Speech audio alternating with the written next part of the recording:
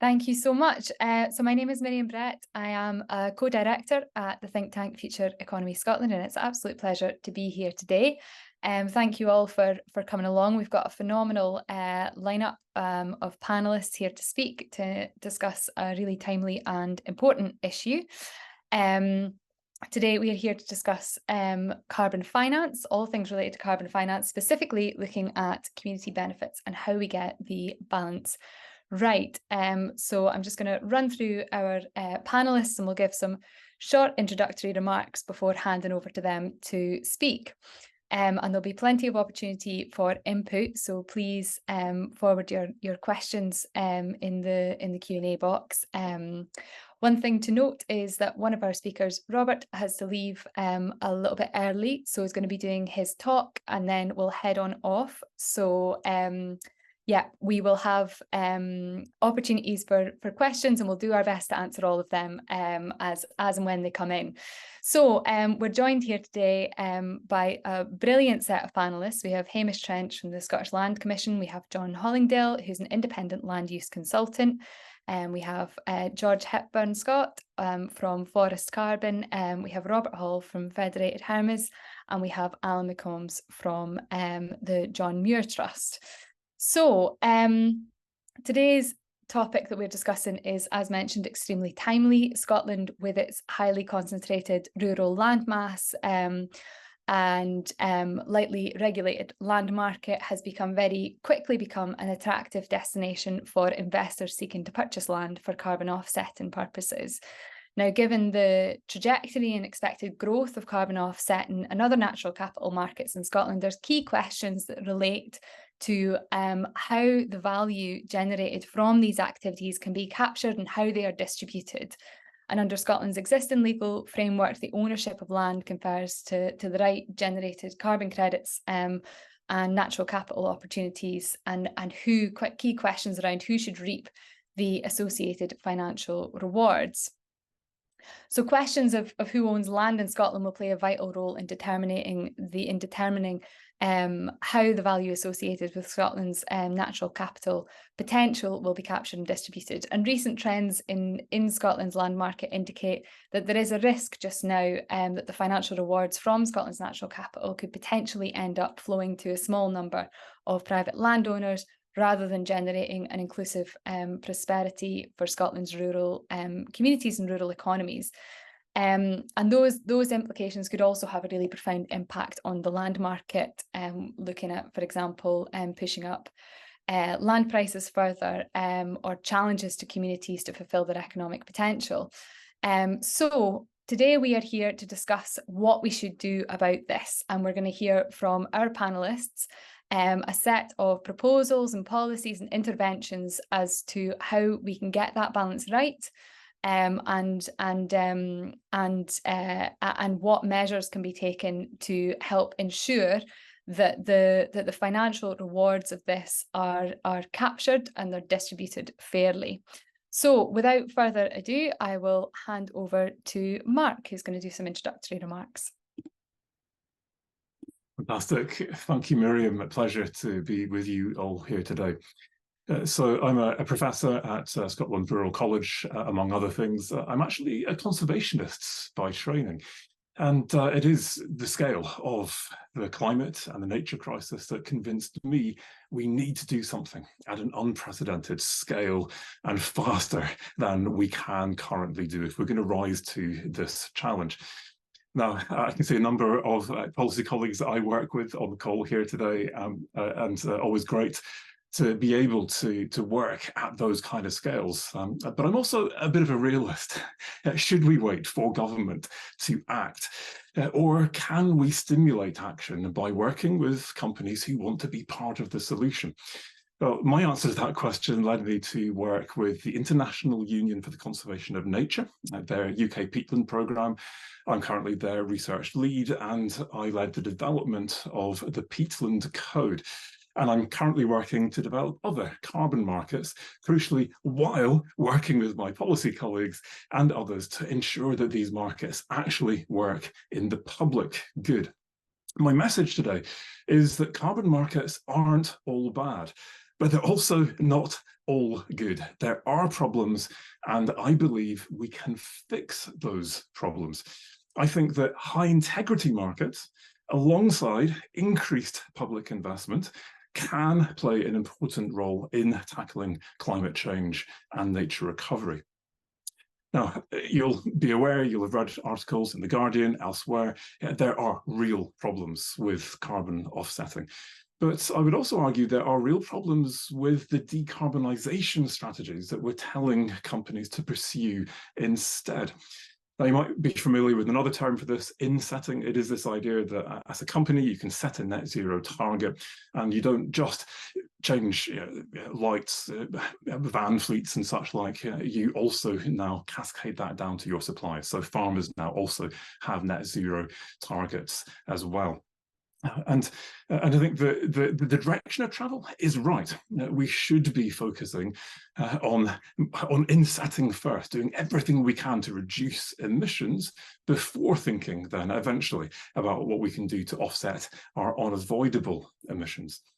But if we are going to decarbonise agriculture, which is clearly a big part of this, then I don't think we should be expecting farmers to do this for free, given the value that what they do has for society. Ultimately, if they don't clean up this mess, we as taxpayers will pay for the impacts of climate change. So there's a value, and I believe that they should be able to extract that value. And one of the things I hear from the farming community is a real concern that the people they are supplying are increasingly going to expect them to simply set and achieve net zero targets as a condition of contract. So with no recompense for that, no reward whatsoever. So this is about doing this responsibly. And I think that if we take a responsible approach, then both offsets and insets can bring real important new income streams to farmers and to local communities, at the same time as helping us scale up our ambition to tackle climate change and nature recovery. So if we get this right, huge prize. And my message is, let's not give up in the face of challenge. And let's be honest, there are big challenges that we need to tackle. And I'm going to conclude with the two biggest ones, at least in my opinion. And the first is that we have to tackle greenwashing. The idea that I can offset my way into the green books. We need regulation to ensure that companies decarbonize first and only offset what's left. And I'm discussing with various policy colleagues at the moment how we might design and implement biointegrity tests to make sure that this happens.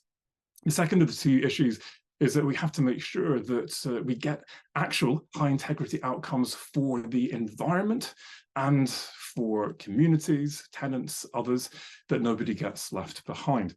The English government and the Scottish government have been leading the charge. There's an English nature finance framework. Scottish governments are now developing their own framework as well. But of course, these are national UK-wide markets. And so the British Standards Institute is now working with all 4 UK countries to design a set of standards that will evaluate these markets, whether it's carbon, biodiversity, or other markets, to say, yes, this is a high integrity market, you get the BSI tick. And if it's not, then you'll get feedback. And of course, that will then direct people away from the low integrity schemes that might lead to negative unintended outcomes. So thereby giving us that power to actually manipulate change, raise the game across these markets.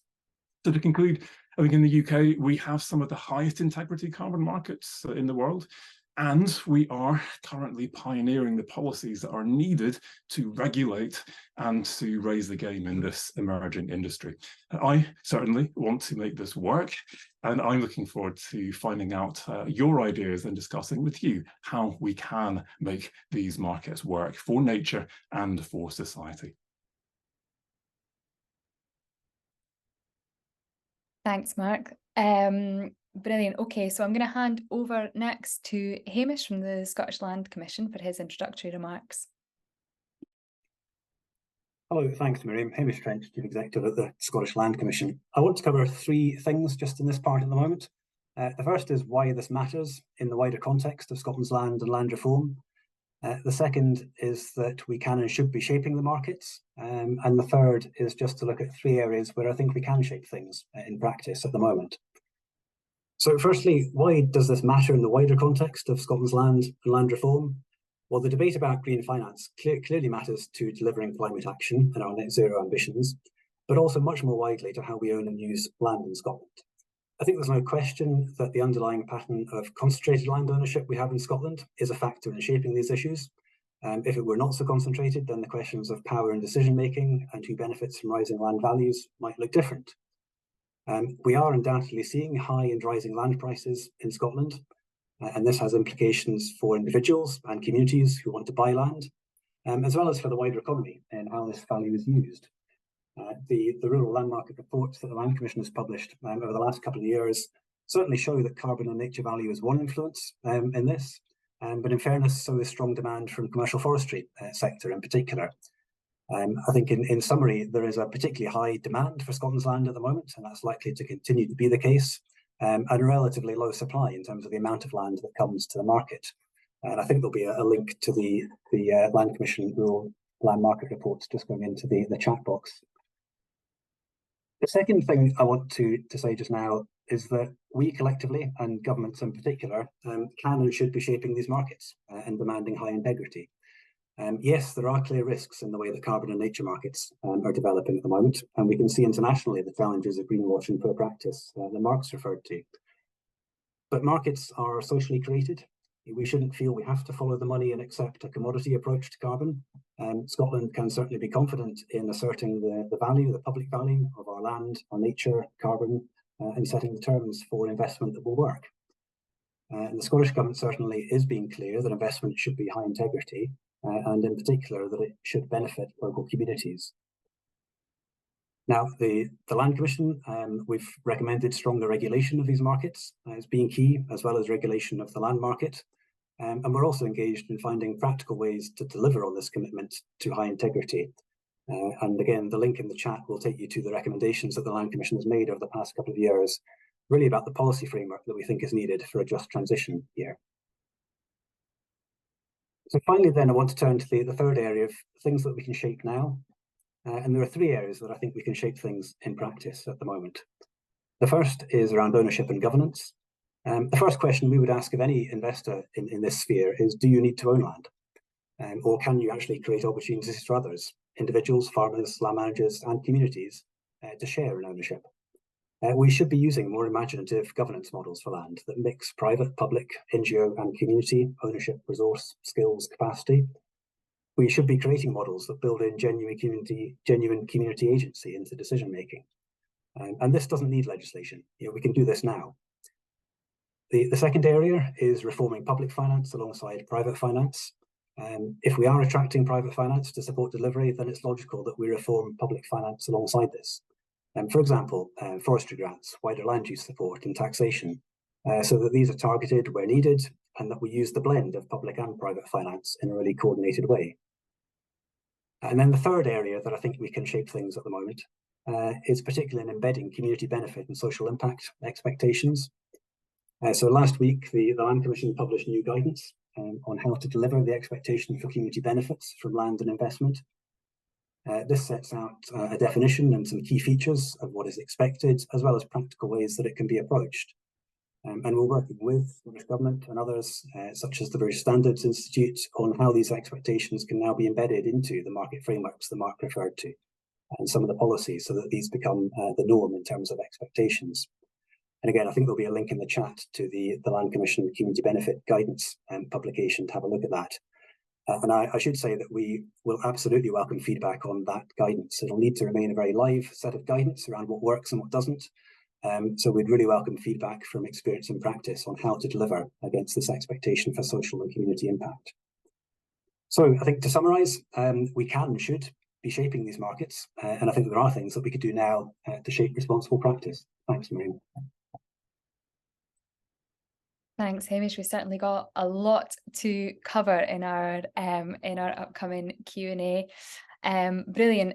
So I'm just going to note just now that one of the polls have gone live, so you should be able to see that shortly, and you should be able to have the results soon as well. So that should be popping up on your screen, so feel free to fill that out.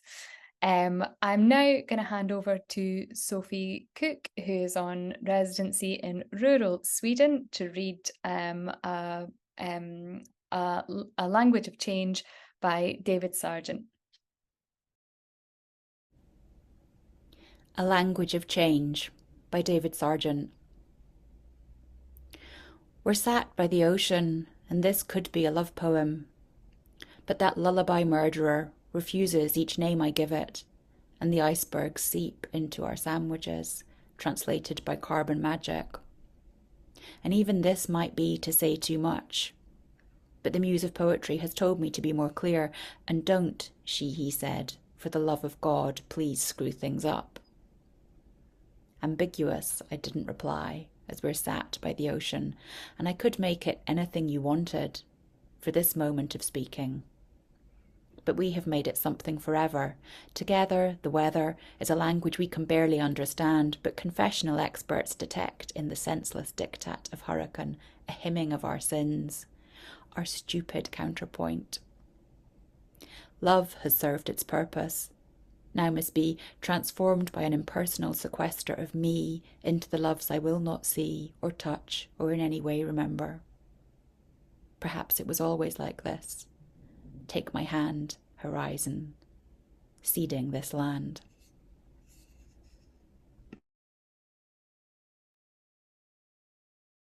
Thank you, Sophie. It's really nice to have so many artists smattered amongst the policy discussion. It's yeah, really lovely thing. So thank you to the artists involved and to SEDA for organising that. You should now be able to see the polling results. So have a look over them. We can discuss all of this in more detail in the upcoming Q&A. We're going to open our second poll now, and I'm going to hand over to Robert Hall. As mentioned before, Robert needs to leave after his introductory remarks, and as such has a little bit longer time to speak than the other speakers, just to ensure that we get the most of his time here. So thanks, Robert. I'll hand over to you.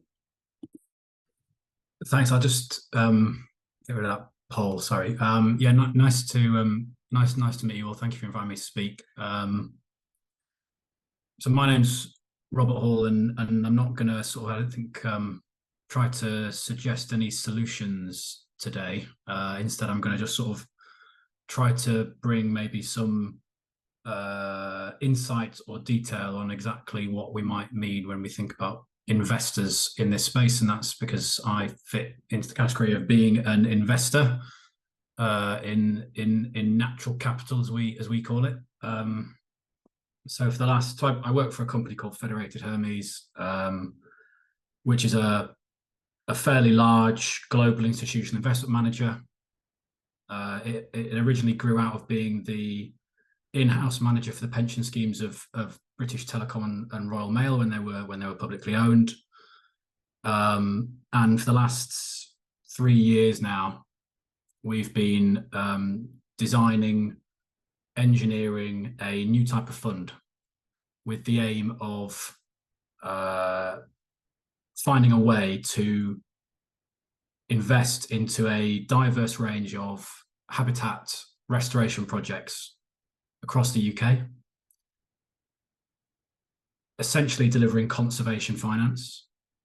We use the word high integrity is used quite often, but that was sort of a buzzword we also use, and I won't try and define that today, but broadly speaking, try to find a way to invest capital into nature restoration across the UK in a way that was led by science systematically and responded directly to the imperatives set out by various research groups, the IPCC, the UK Committee on Climate Change, the British Ecological Society, and others, who set out a bit of a call to arms and described an urgent need to scale the quantity of finance going into nature restoration and preservation across the UK. I grew up in Yorkshire, in an upland sheep farming community, particularly conscious of certain rural skills dying out, at least where I'm from. I'm a member of the Fell Running Association. I don't own a pinstripe suit. And often when I'm sort of part of conversations around private investors coming up from London to try to take or in some way appropriate common goods from local communities and harvest nature in a private space, I think about actually what it is that we're trying to do. So firstly, whose money is it that actually is going into nature restoration? Well, often in my context, we're trying to raise capital from pension schemes. Often they're occupational pension schemes. They might be local authority pension schemes. They might be the pensions, well, the future pensions of teachers, firefighters,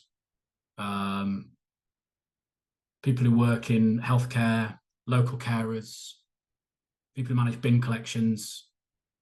So it's it might be people on this call. So it's our future selves money, and often the future pensions of people who today are working for local authorities or perhaps conservation charities who also have pension schemes that we manage.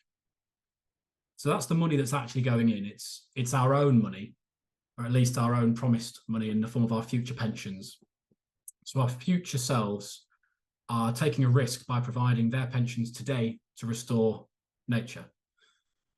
And of course, I'm not an ecologist. I'm not the expert on which is the right tree to plant in the right place, on every single technique for restoring wetlands, hydrological function, etc. So we've set up a committee made up of scientists and academics who do specialise in exactly that, that will systematically advise the fund that we're trying to set up. We've just published a set of principles with the Woodland Trust, RSPB, National Trust and Wildlife Trusts that attempt to set out what high integrity might mean, some of the risks that we see materializing as private sector, if you like, activity increases in the context of investing into nature. There are many risks, and I think everyone should always remain skeptical about any private actor that seeks to engage in nature restoration and put the burden on them to explain exactly what they're doing. But that doesn't mean that every investor into nature restoration is essentially acting as a kind of greedy multimillionaire bad actor. It's much more complex than that. So we've set up a vehicle guided by scientists deploying pensioners' capital into nature restoration, working in direct partnership with conservation charities, and this fund's going to be seeded by the government, by DEFRA.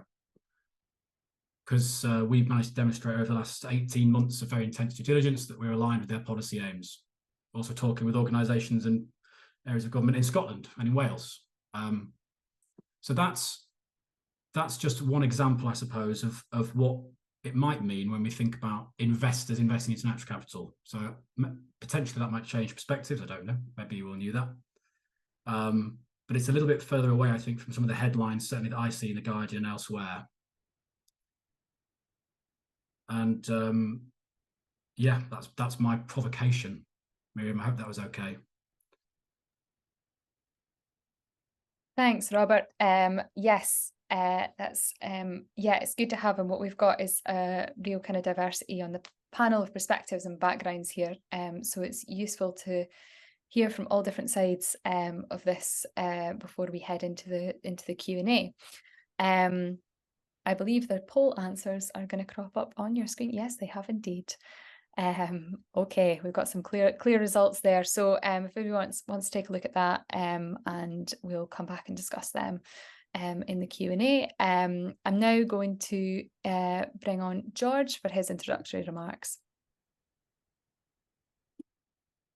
Miriam, thank you. I've got some slides. I don't know if anyone SEDA Land can share those. Thank you. I'm going to start by highlighting a report that was published by the Green Finance Institute back in 2021, which identified that public funding and philanthropy were identified as being insufficient to pay for the scale of nature restoration required in the UK. They estimated the finance gap to meet Scotland's nature-related outcomes was at least 15 billion over the next 10 years. And whilst I recognise that these figures have been challenged by John, who you'll hear from shortly, and others, whether the gap is 1.5 billion, 15 billion or 50 billion, we believe that private funding into nature is going to be vital moving forwards. However, at Forest Carbon, we're eager to see that private funding enables nature-based projects across a wide spectrum of different types, sizes and tenures. And I was just going to touch on a couple of themes here in my 5-minute slot. Firstly, whilst there's been growing interest in delivering peatland restoration projects in Scotland over recent years, there's been very little work delivered on land subject to common grazing tenures. Our sense is that some projects are being held back due to uncertainty around future agricultural support in Scotland.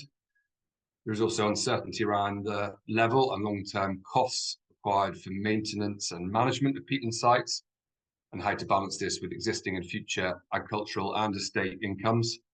And that clearly differs where you are in different parts of Scotland. There is also a deep suspicion from some regarding private funding and the role, if any, that it should play in supporting the delivery of these projects. We are currently working on a Ferns project that's being funded by NatureScot to explore how to unlock peatland restoration projects on land subject to common grazing tenure. And we are working alongside Finance Earth and Angus Davidson Limited, who are a specialist in the peatland restoration field. And we are working to develop 2 pilot projects, one on the Shetland Islands, one on the Isle of Lewis, and working to design the projects, the governance and the funding models that we hope can work for common graziers, the landlords and local communities. And this will involve looking closely at the role of that public and private funding can play in supporting these projects. And as part of this, we'll be undertaking extensive stakeholder engagement, including with local communities, and working with the likes of the Crofton Commission, the Scottish Land Commission and others through the process. And we're hopeful that these case studies will act as valuable pathfinder projects for others to learn from and build on over the long term, because I think at the moment there's just an absence of case studies. I wanted to then touch on, and if you jump onto the next slide, whoever's managing those, just briefly the challenge of delivering woodland creation projects on tenanted land. Stat that I pulled from forest research is that tenanted land makes up 20% of agricultural land in Scotland. What I don't have is the stat of how much woodland creation has been delivered on tenanted land over recent years, but my sense is it's been pretty limited, and that there are challenges at play which have meant that take-up has been limited. And I'm just going to touch on some of those with some potential solutions, but they are many and varied, so this barely touched the surface. Principally, the length of tenancy agreements compared to the timescales required for woodlands to either start yielding timber or to generate verified credits, or both, is a challenge. It requires collaboration between both landlord and tenant, and in many cases requires a commitment from the landlord to take on any grant responsibilities longer term, or carbon contract responsibilities if that's relevant. There are clear concerns about devaluation of land and also the impacts that might flow from permanent land use change. What is clear is that a collegiate landlord-tenant relationship is needed, and a shared vision on how to balance both the economic and the environmental benefits of woodland creation with ongoing food production. And more case studies around this will be vital that people can learn from. As well as this, many projects that could be delivered might be quite small, and if those projects want to pursue carbon funding, the cost of certification for those small projects can be very high. So I think there would be a role to play for farming clusters to work together to potentially generate some economies of scale, and also help with designing projects that can maybe span a number of different land holdings, which could potentially drive kind of higher benefits from nature by linking new projects and new woodland creation projects together to create habitat corridors. I also think there's a role for agroforestry and hedgerow projects to play a role, and a greater role moving forwards, and that might well help overcome some of the issues associated with land devaluation and permanent land use changes.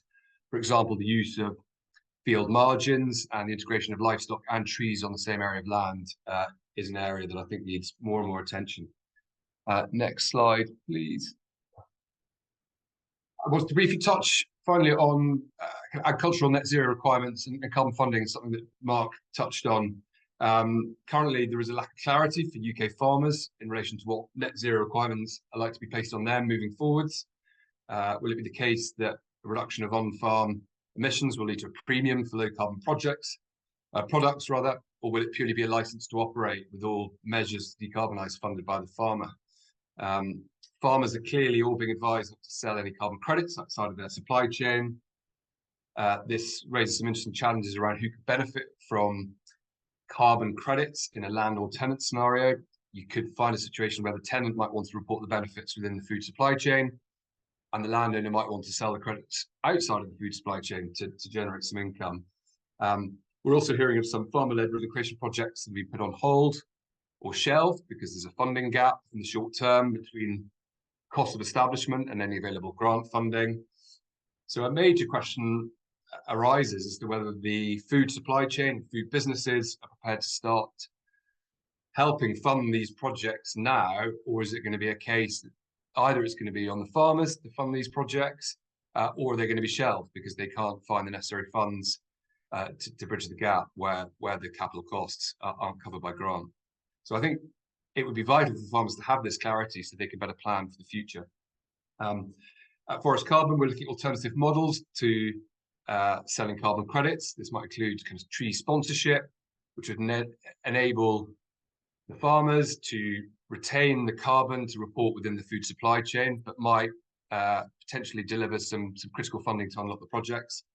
And you know, maybe a message for the likes of Rob and others from the investment sector is probably the critical area in terms of designing funding structures that might provide some flexibility, where a farmer may want to elect to retain credits report within the food supply chain rather than sell them. And it can be quite difficult at the outset of a project's design, knowing what they might need to hold on to and what they might need to sell in the future. Clearly, farm carbon audits have a valuable role to play, but even then, it's quite difficult to make these forecasts. So I'll stop there. I'll hand back to Miriam. Thank you for your time. Thanks, George. We are miraculously running on time just now, due to I can't claim any of the credit for that. Everyone's kept their times. So I'm now going to introduce John. So welcome, John. Thanks, Miriam. Welcome, everybody. Hello. I wanted to start by just acknowledging the very widespread skepticism there is about carbon markets, and actually to reflect that that's shaping how these markets develop. And it seems to me the skepticism comes from a range of directions as well. Some people, Mark mentioned, very concerned about greenwashing, about the lack of regulation as to which emissions are actually being offset. But there's also a lot of people who are against monetizing nature in principle, and there's a group of people who just want to defend the status quo and see criticizing carbon markets as a way of doing that.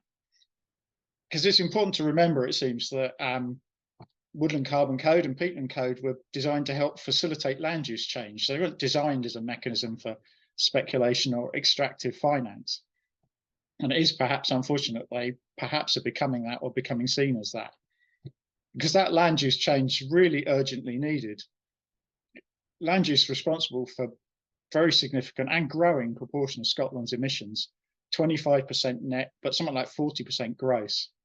And there's just absolutely no prospect at all of reaching net zero unless this changes on a really quite massive scale.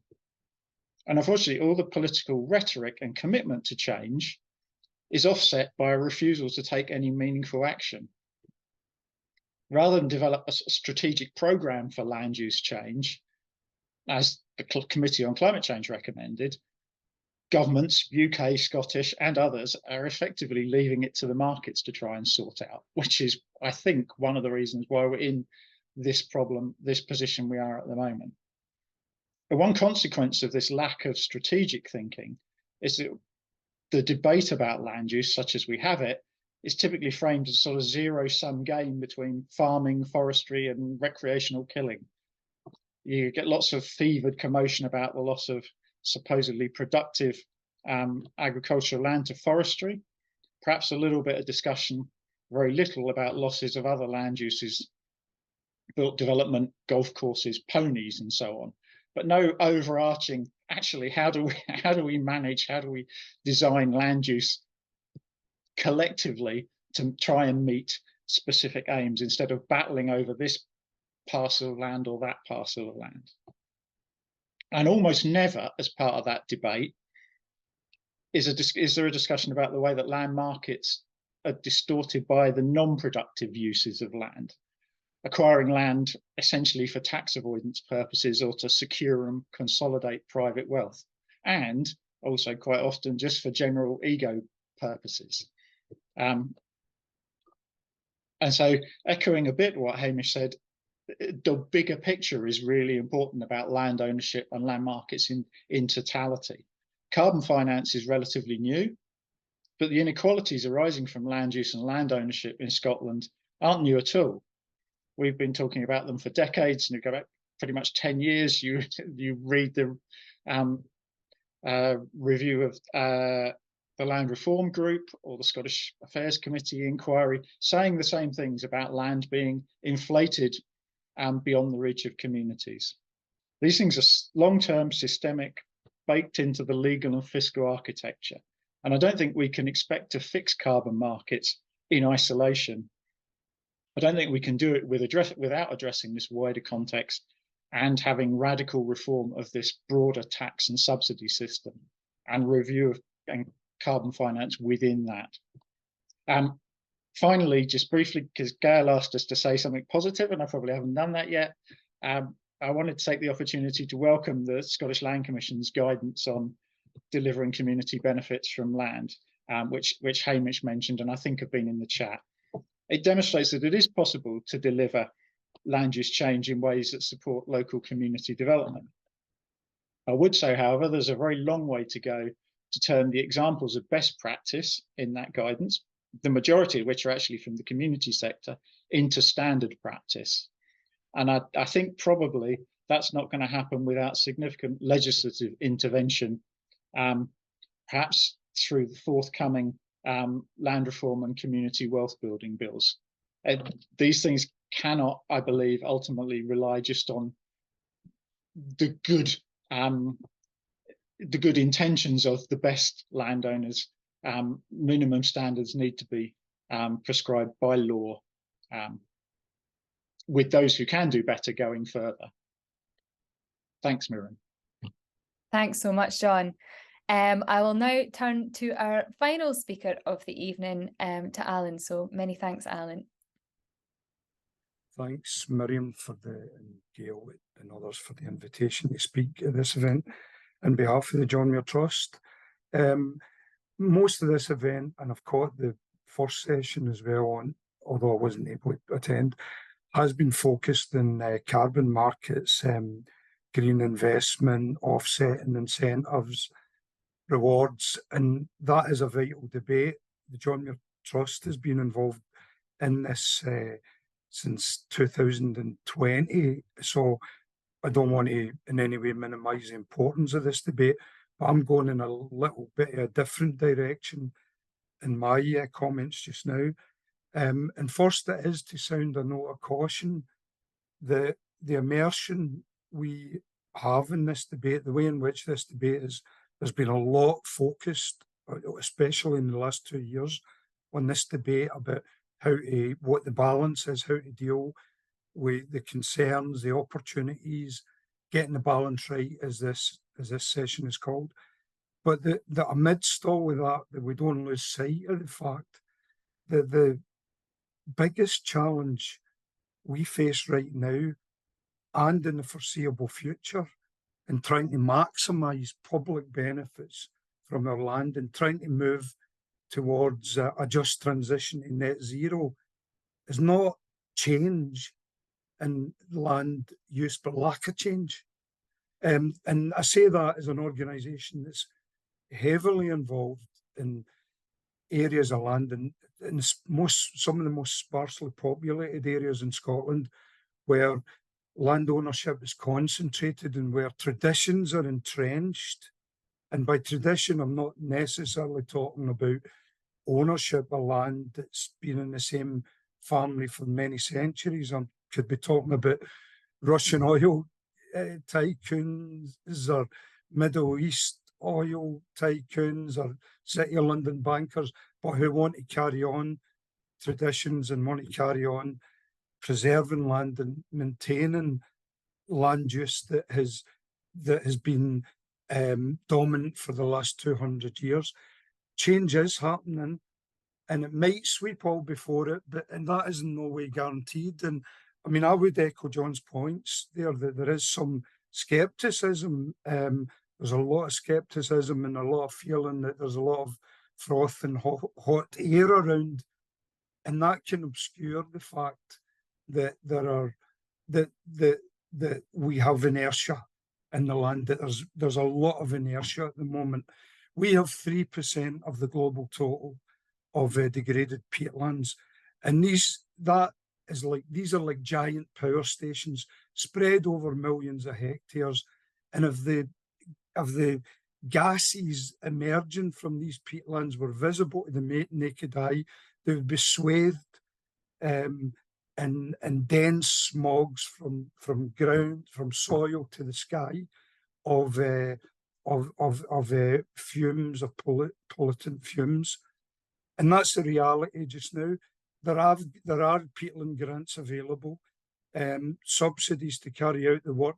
Yet despite that, and despite the incentives of the emerging carbon markets, and despite the climate crisis, we are only achieving half our targets for peatland restoration as set by the Scottish Government, and just a quarter of the more compelling target that's been set for restoration of peatlands in Scotland by the Climate Change Committee.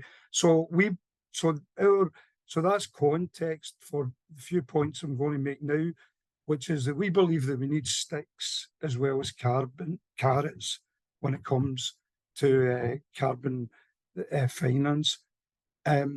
We have been painstakingly over the past few years developing the idea of a carbon emissions land tax on all land holdings over 1,000 hectares, which among them cover 60% approximately of Scotland's total land mass.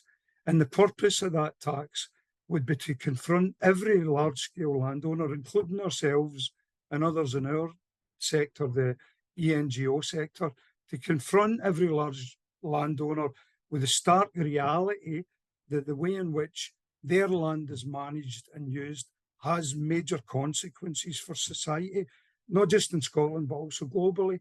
A tax would not achieve net zero carbon emissions from our land, certainly not overnight, but it would have a profound impact. We know that plastic carrier bag charges have removed billions of plastic bags from circulation in the UK, a 95% reduction in less than a decade, and have raised millions for a host of charities from people like me who sometimes forget to bring along their own bag to a supermarket.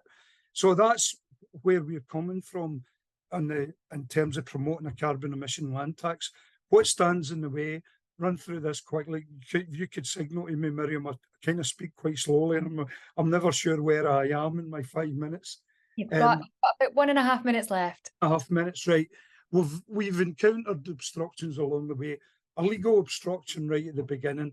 When the Climate Assembly adopted this policy, they were told it was not compatible with reserve powers.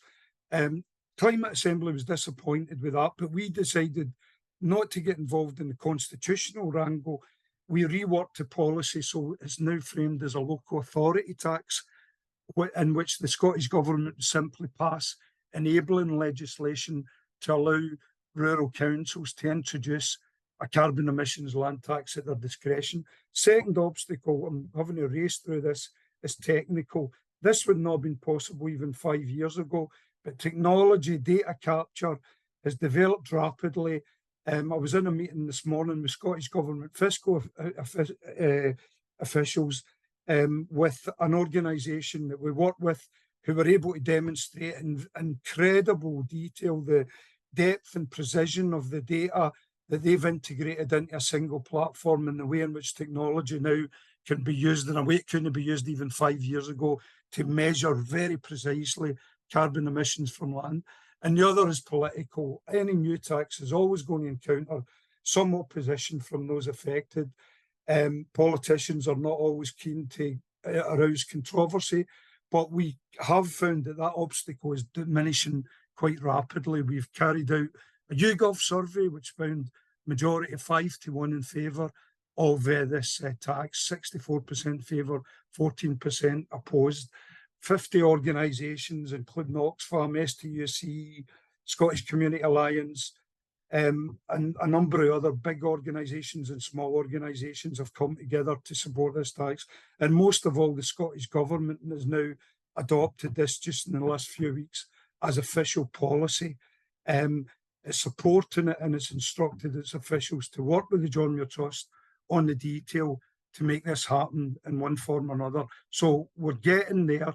It's not over the line by any manner of means. There's questions about timescale and about how exactly it will be shaped, but that's where we're going. And so I'll certainly answer any questions that anybody wants to raise about it in the Q&A session that follows. All right. Thanks so much, Alan. Brilliant. I believe there'll be another poll popping up on your screen momentarily, and I'm now going to hand over to Jerry Mulgrew to read the carbon atom. Hello, everybody. I'm going to read something called The Story of a Carbon Atom, which is taken from a book called The Periodic Table by Primo Levi. It's kind of a fanciful idea of what happens to a carbon atom. When he talks about the character, he's talking about the atom. Our character was caught by the wind, flung down on the earth, lifted 10 kilometers high. It was breathed in by a falcon, but did not penetrate its rich blood and was expelled. It dissolved 3 times in the water of the sea, once in the water of a cascading torrent, and again was expelled. It traveled with the wind for 8 years, now high, now low, on the sea and among the clouds, over forests, deserts, and limitless expanses of ice. Then it stumbled into capture and the organic adventure.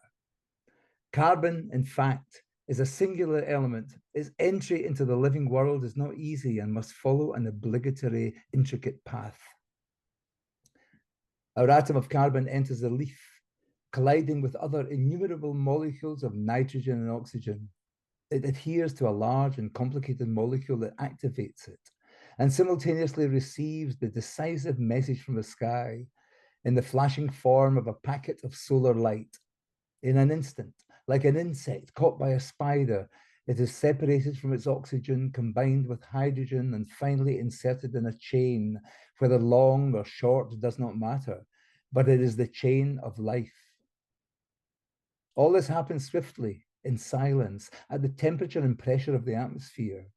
This gas constitutes the raw material of life, the permanent store upon which all that grows draws. Now our atom is inserted. It is part of a structure in an architectural sense. It has become related and tied to 5 companions. It is a beautiful ring-shaped structure, an almost regular hexagon, which, however, is subjected to complicated exchanges and balances with the water in which it is dissolved, because by now it is dissolved in water, indeed into the sap of a vine. Hence it travels at the slow pace of vegetal juices from the leaf to the shoot to the trunk, and from here descends to the almost ripe bunch of grapes. It reaches the wine without changing its nature. It is the destiny of wine to be drunk, and it is the destiny of glucose to be oxidized. But it was not oxidized immediately. Its drinker kept it in his liver for more than a week. Farewell to the hexagonal structure.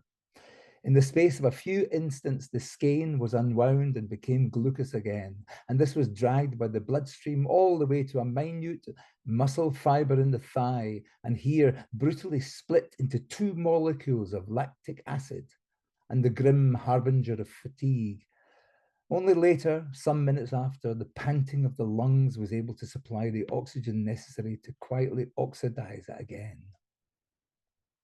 So, a new molecule of carbon dioxide returned to the atmosphere, and a parcel of the energy that the sun had handed to the vine shoot passed from the state of chemical energy to that of mechanical energy, and thereafter settled down in the slothful condition of heat, warming up imperceptibly the air moved by the running and the blood of the runner. Such is life.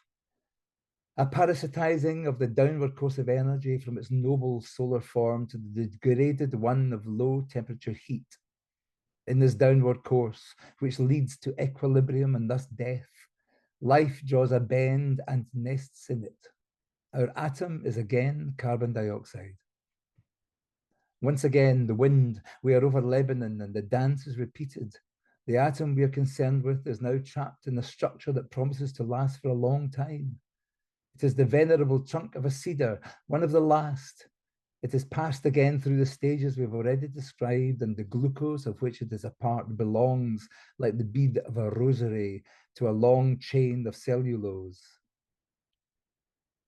I could recount an endless number of stories about carbon atoms that become colors or perfumes in flowers, of others switch from tiny algae to small crustaceans to fish, gradually return as carbon dioxide to the waters of the sea, in a perpetual round dance of life and death, in which every devourer is immediately devoured. But I will tell just one. This cell belongs to a brain, and it is my brain, the brain of the me who is writing. And the cell in question, and within it the atom in question, makes my hand run along a certain path in the paper, mark it with those volutes that are signs, a double snap, up and down, between two levels of energy, guides this hand of mine to impress on the paper this dot here, this one. Thank you. Thank you so much. Brilliant. So we should also thank you for that. That was really lovely, Jerry. We should be able to see the results of the polls. Last poll. Here we go. Again, plenty of food for thought for our discussion. So we're now going to turn to a structured panel discussion before our Q&A. And I'm going to be firing some hopefully provocative questions at our speakers in a moment. I mean, I think it's very clear from the range of opinions that we've heard here that, you know, while we need to rapidly decarbonise land use, how we do so and who benefits from that really matters. And SEDA doesn't promote natural capital activities in and of itself. Obviously, as with anybody familiar with this topic of discussion, there is a huge range and spectrum of opinions, even within the environmental community, on carbon markets and natural capital activities. There are those who fundamentally don't support nature as an asset class, and right ranging to those who see this as a bit of a silver bullet and everything in between. So my job as chair is to cover a whole range of these issues, and we have a range of opinions within our panel as well. So I'll shake up the order a little bit and maybe begin with a question to Hamish. And I'll just say to our panelists, in the structured discussion, we've got around 20 minutes, slightly less than that. So we'll keep our answers short, and I'll try and keep the questions short as well. So to Hamish, and particularly looking at the new guidelines by the Scottish Land Commission, I mean, I suppose one thing that strikes me is that the debate around natural capital activities is relatively new, but debates around the relationship between Scotland's land and its people are absolutely not new. And there seems to be a lot of similarities through this emergent debate, and it feels very similar to a lot of the kind of themes covered in wider issues around who owns land and who should benefit from it. And I wonder if this is a possible question to ask, answer rather, whether, you know, amid the issues with transparency of land ownership, with concentration of land ownership, barriers to community involvement and community ownership of land, whether there are 3 recommendations that strike you as most urgent within this subject area.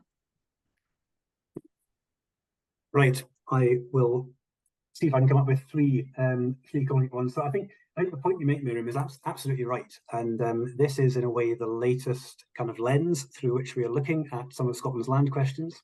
And ultimately underlying this are questions about the power of decision-making, about where and how people in Scotland benefit, and the balance between national and local voice and benefit in a lot of this. And we've seen that play out with multiple different kind of new waves of activity and investment in land over the years.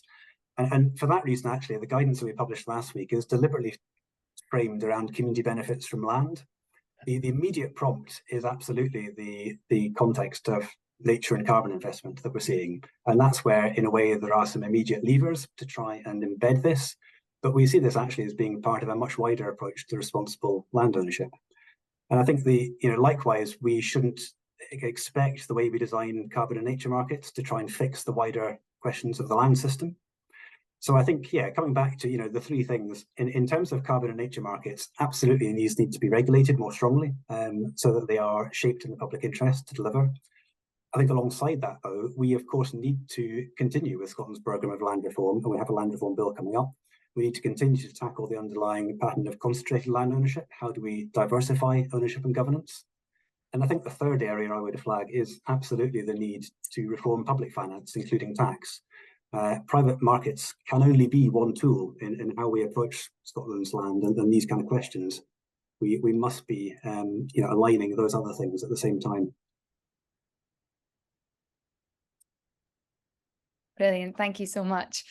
Okay, I'll move on to Mark now. So on the issue that was mentioned in your introductory remarks around high integrity markets and how does that shift into becoming a norm if carbon markets are going to exist? I suppose a kind of question around enforcement there and the kind of regulatory framework, conscious of that there are a kind of array of quite bogus carbon credits. The Guardian, as mentioned, has done very kind of deep dive investigations into the kind of validity of carbon credits, and also kind of questions relating to kind of carbon trading and how effective this is in decarbonisation, looking particularly at, for example, airlines and oil and gas companies investing in carbon credits. It's clear in some instances that this is, allowed to be greenwashing on a vast scale when carried out, kind of in a way that doesn't align with what you were describing as high integrity markets. In terms of looking ahead to reform, can that ever be done on a voluntary basis? Thinking about who some of the actors in this sphere are. And if not, what would be the kind of first steps that you would recommend to regulate it? Okay, great. So I think there are two sides to this. The first is how do we ensure that, or how do we weed out the bogus schemes, codes within the market, and ensure that only the high integrity ones operate. The second issue then is around greenwashing. So you can be very simplistic about this, and I would argue that the Guardian article a month ago that claimed that 75% of carbon offsets are junk is a simplistic approach. So let's just take a global set of criteria and apply them, and it then classified 100% of peatland code credits as junk on the basis that we have an upper limit of 100 years for contracts. According to the Guardian's analysis, anything less than 100 years is not sufficiently permanent, therefore it's junk. When we set that 100-year cap, we did so because we did not believe, hand on heart, that we could guarantee the integrity of projects over 100 years. So there's a difference of opinion there in terms of what equals permanence. And so the British Standards Institute's approach is designed to take a much more sophisticated approach to deciding, well, what are the criteria for different land uses, habitats, what should be permanent, how do you guarantee that permanence, what mechanisms are required if things go wrong, for example, etc. And I think as a voluntary approach, this has the potential to direct the market, because ultimately markets are based on trust. And if we don't trust the market, then there will not be transactions, and farmers certainly will be directed towards only operating with BSI accredited schemes. And that means that even if you still continue to operate and have people willing to buy, you will have no supply of projects coming in if you do not get that BSI tick. So I think the BSI approach is voluntary, but it has the potential to shift the majority of market transactions through BSI accredited schemes and raise integrity. Greenwashing is more challenging. As I put in the chat, there's the Voluntary Carbon Markets Initiative, which have launched an integrity code. So we now know exactly what you need to do if you're an investor and you want to do this with integrity. Making sure that you have net zero targets, that you are doing everything you can to reduce emissions at source. You are only ever offsetting the residual emissions. You can do nothing else about. So a very stringent set of guidelines. But the reality is they mean nothing in the UK unless we have a mechanism to actually apply them and then bodies to enforce those guidelines. And essentially, there are two approaches that we can take. One is that we put that into the BSI principles, the BSI standards, and then that puts the onus on the codes themselves to do those via integrity checks. The alternative approach would be to amend the Companies Act, as has been done, and that applies to the whole UK because it's reserved legislation, which then requires all companies who are covered by the Companies Act, which is currently only the largest companies, to comply with VCMI in any kind of offsetting that they plan to do. So there are ways and means of doing this, either a voluntary approach through BSI or a mandatory approach through the Companies Act. And I'm intrigued and interested if there are other suggestions about how we might actually apply and critically enforce guidance like VCMI's guidance, so that we actually tackle this greenwashing issue once and for all. Thanks so much, Mark. So my next question is to John. So the finance gap for nature was stated that it was 20 billion. And that figure has, at least in some part, been used to guide public policy decisions and initiatives. That figure has, however, been called into question. What are your thoughts on the validity of that figure? And if it is indeed smaller, could a publicly led approach to greening Scotland's land use be viable here? Thanks, Miriam. Yes, so when I wrote the paper that I was commissioned to do for Community Land Scotland 6 months ago, I suppose, challenging this £20 billion figure, I had two main objectives. The first was to challenge the actual numbers because they seemed unduly speculatively in some areas and grossly inflated. Won't go into the details of that, but I'll put the link to the paper in the chat later so people can look themselves. But more importantly, I was concerned about what appeared to be unquestioning acceptance of the figures, which was feeding and driving a sort of neoliberal narrative that the only way to deliver net zero was to hand the whole thing over to private finance. You know, it's much too big for government to do anything with. And I saw that as a big abdication of responsibility. I'm not saying that land use change is free, and I'm not saying that there might not be a gap between what is available through public finance and what's needed. But firstly, the cost is much less, and also there's a great deal that we could do that could be addressed through changes to the existing tax and subsidy system. And it seems to me that's where you start. It's first do no harm. You sort out the flows of money that we already have from the taxpayer to land, make sure they're actually aligned to what we're trying to achieve, and then assess if we're still short. And if we are still short, if we still need external private finance, then there are other ways of delivering that. Perhaps it can be mediated through community shares, which offer fair but capped returns, have community control built in. And we know already they've played a really important role in the development of the community energy sector. Also, if there's a genuine residual need for loan finance, then it seems to me that's actually what the Scottish National Investment Bank was set up to do. I'm not going to comment on some of the things it's given money to beforehand, because that might get us into trouble, but certainly they could be providing money to Scottish Forestry to run a loan scheme alongside the grant scheme so that smaller woodland creation projects got fully grant aided at present. The larger ones had to take some of the money as loan if it was necessary. And that money would be recirculated without extraction elsewhere. So there are ways, it seems to me, to address that gap. The reality is much smaller, and handing it all over to private finance and not taking government's role seriously in that is a major abdication. We should be tax and subsidy sorted first, then addressing if there's a gap, how we best fill it. Thank you. Conscious of time, so I'm afraid the last two answers will need to be fairly sharp. But question to Alan on the carbon emissions land tax. I think it's really important that tax is a key part of any discussion on land use, and I think there's a need to look at kind of the broader grants and subsidies regime as well as looking at the introduction of new taxes. I wondered with the sequencing of a carbon emissions tax in the context of the rise of natural capital activities and carbon offsetting, whether that might accelerate that in its current form, or whether you see this tax sitting alongside a kind of broader range of measures, and if so, what might they kind of look like in terms of the sequencing of that?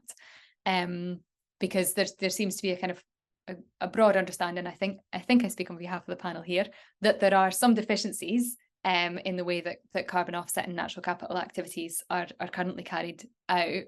And I wondered whether the implementation of a carbon emissions land tax, without other interventions prior to that, might accelerate it in its current form. Do you see that sitting alongside a kind of range of other policy measures that complement it really nicely? I think you're muted, Alan.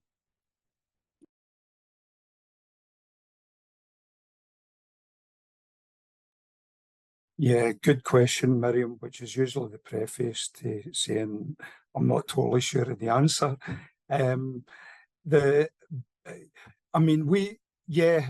Obviously we work with we've worked with the Scottish Land Commission, fully support a lot of the work that's been done there on land rights and responsibilities.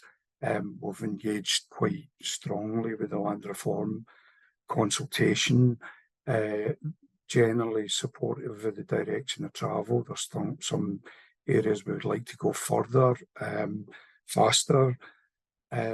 We've been involved a bit in the debate about the wider debate here about investment, private-public investment. I think it would be fair to say that the John Muir Trust working, on the land, we're quite intricately involved with communities and land in some of Scotland's most sparsely populated areas, has got concerns, as well as we recognise that funding is needed. We have got concerns that some things that have happened in the past could be replicated in this, and by that I mean projects that are about carbon removal, carbon reduction of reliance on fossil fuels and so on. I've been positive on the one side, but they've been negative because they've not,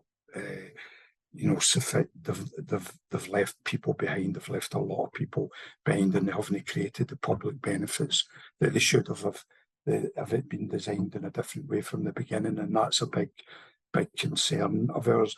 So yeah, we don't see the carbon emissions land tax on its own as driving the change at the pace and scale required, but we do think it could be a very powerful and important lever towards getting change, particularly among those sectors of land ownership which are resistant to change. And I have to say that on the ground, somebody used the word scepticism.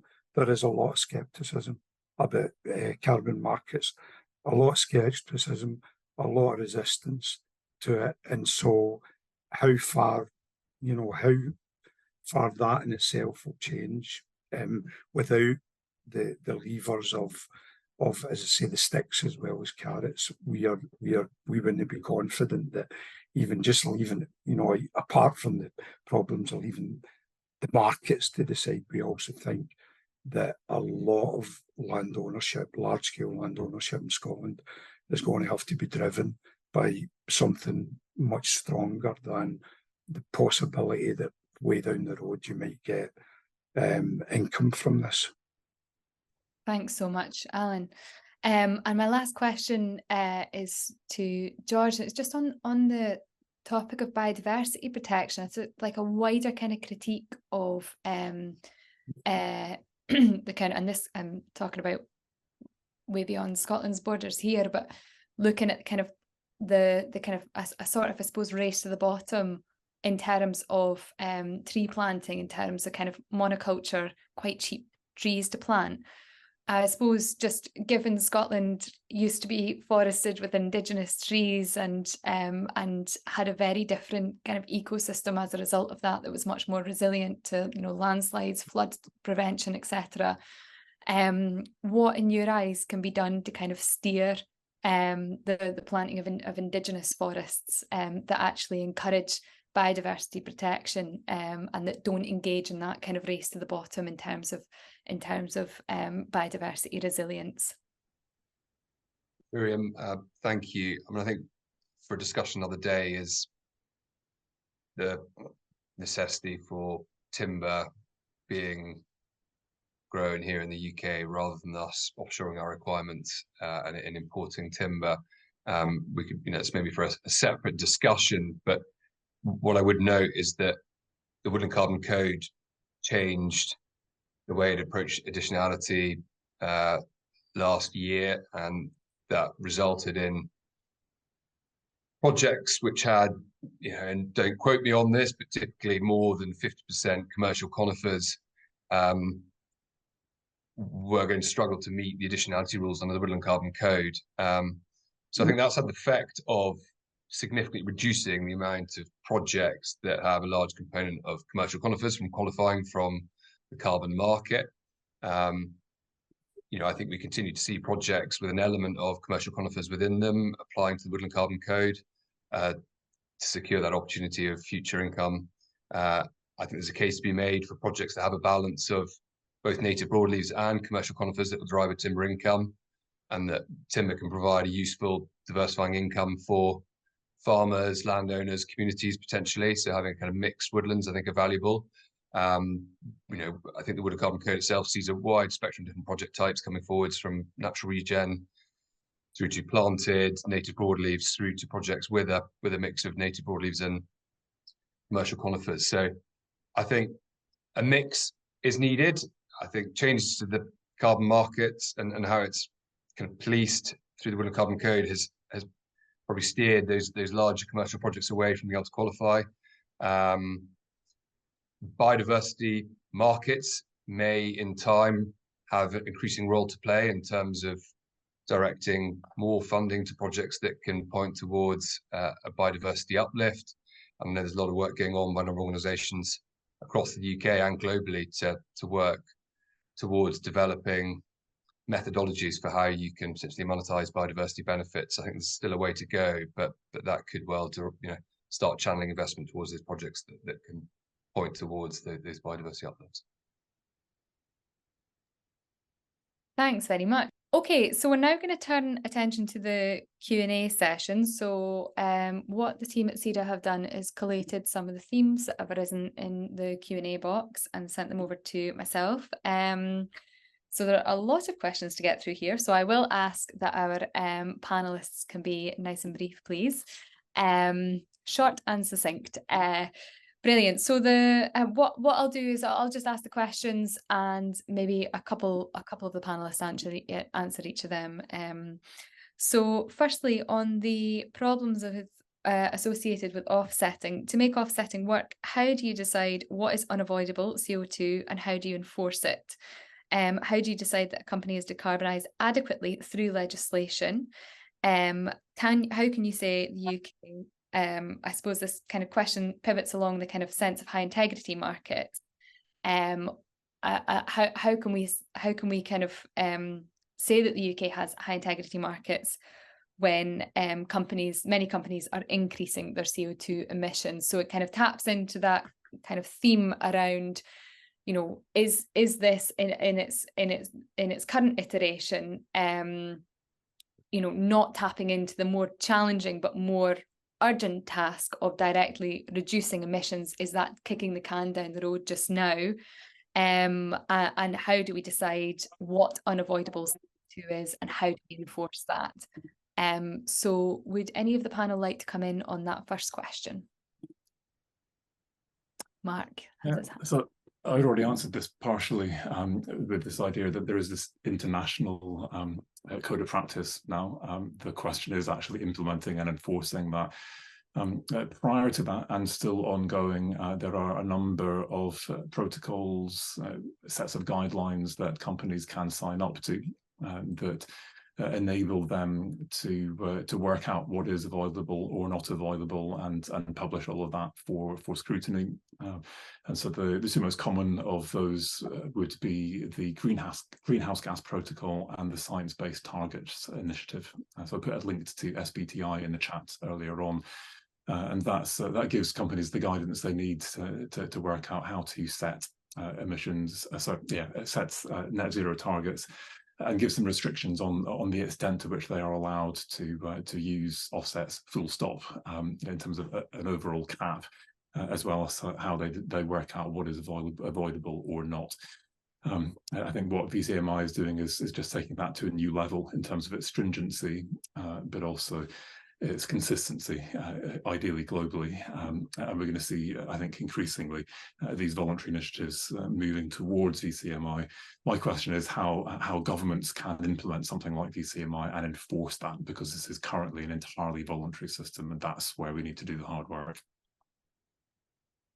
Thanks, Mark. And George?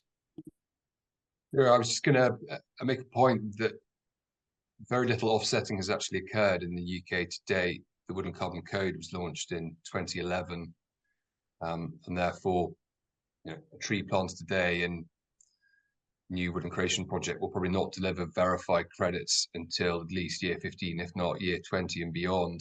So actually, there's very little opportunity for businesses to offset today in the UK. If you went out to try and find verified credits to purchase to mitigate your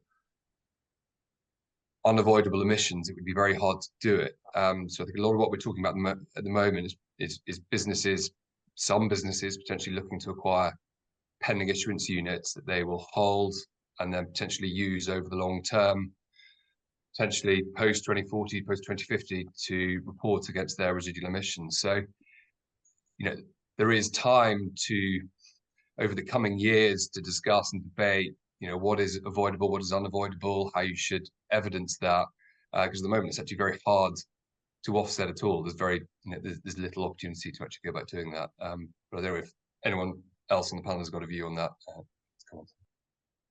Would anyone else in the panel like to come in on that before we move to the next question?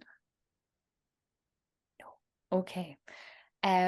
So the next question actually quite similar to that, and it does touch upon the question that we discussed earlier, Mark, on regulatory frameworks. The question from an audience member is it fair to say this is a kind of regular free-for-all where there's infinite scope for market manipulation, greenwashing and fraud? Are regulators working on a framework to oversee this? And if not, why not? So who would like to take that question first? There's one thing I can add to what I said earlier. So we have the national framework. So DEFRA have its nature markets framework. Scottish Government are working on their own natural capital market investment framework, and that will be integrated with various other kind of bits of legislation, policy change, etc. Not for me to talk to. So we have national frameworks within the jurisdiction of each of the 4 UK countries. We have then a nationwide framework, which is voluntary, which is this BSI framework that I was telling you about. We have the potential for future bits of legislation, potentially, or changes in the legislation around greenwashing and biointegrity checks. And one thing I haven't mentioned is then the potential for the Financial Conduct Authority to extend its jurisdiction to ecosystem markets, including carbon markets. And there have been conversations on that. I think the issue for me is that sorts things out where fraudulent activity has happened, but it doesn't do anything to prevent that activity. Thanks very much. Would anybody else like to come in on that one before we move to the next question? John. Yeah, I mean, kind of backing up what's been said, but I think also there's a big distinction between, I'm not quite sure how the questioner was kind of pitching this, but it seems to me there's quite a big distinction between the sellers and the buyers of the carbon units. The sellers, I mean, as George said, actually there's only 10,000 woodland carbon units have been sold or grown, 10,000 tons of carbon so far. That's very, very little. There's several million future units out there. But the sellers are reasonably well regulated, or should be. The forestry grant scheme that most of them were actually planted through has its own systems, which aren't perfect, but are considerably better than nothing. And then the Woodland Carbon Code itself has validation and verification processes to check that things grow. So that side, there's regulation, which I agree could be better, but is there. It's the buyers who at the moment have, it seems to me, is a bit of a free-for-all.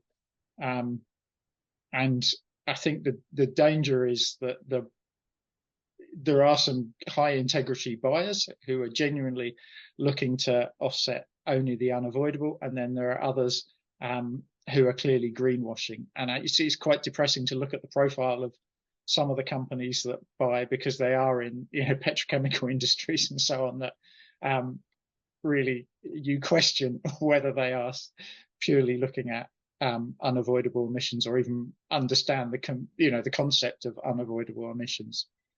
So I think there's a big distinction to be made there between the two sides of the market.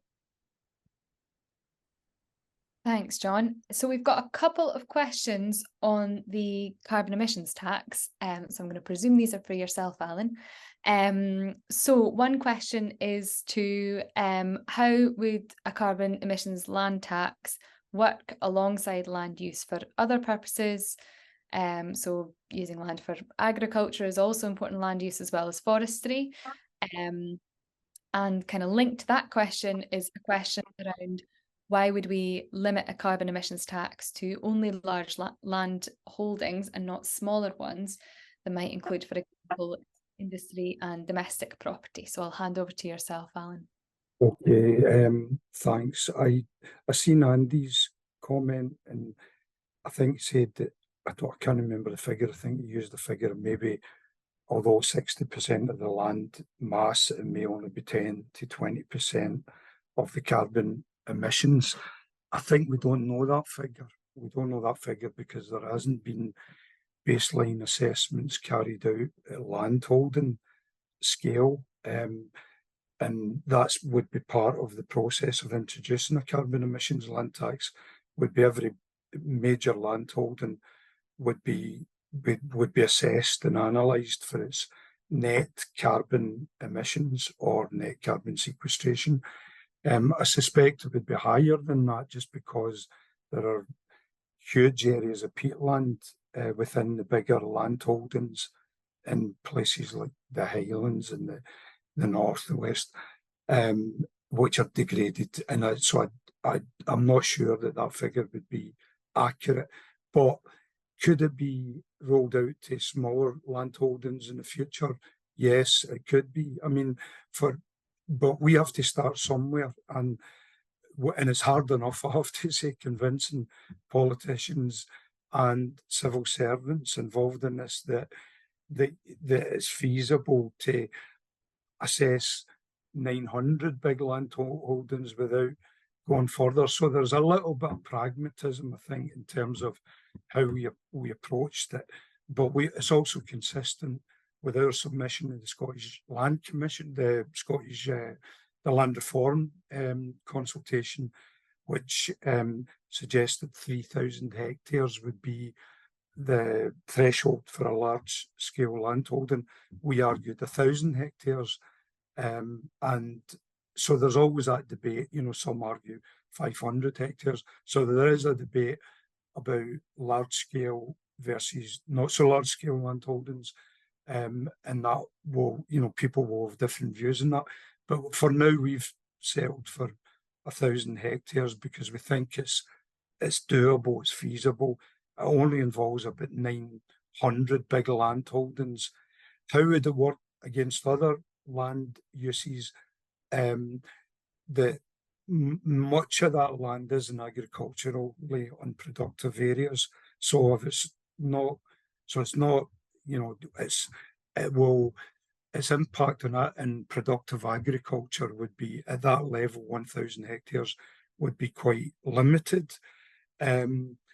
We do recognise that could be a system of allowances of what's the word, relief scheme and discounts based on a public interest test. We've suggested that, but it's not we've raised broad ideas, and it's now up to the Scottish Government, if they do take this forward, to consult and to work with people here and elsewhere on the detail of how that would work. We're quite relaxed about the detail, but we would be in favour of looking at public interest tests so that there could, as there is in the uniform business rates, non-domestic rates, there's a whole number of different relief schemes and discount schemes that apply to different type of businesses, and that could also be introduced. And we've explicitly stated that we believe that community-owned land should be exempt, not any other form of land, not public land holdings and not NGO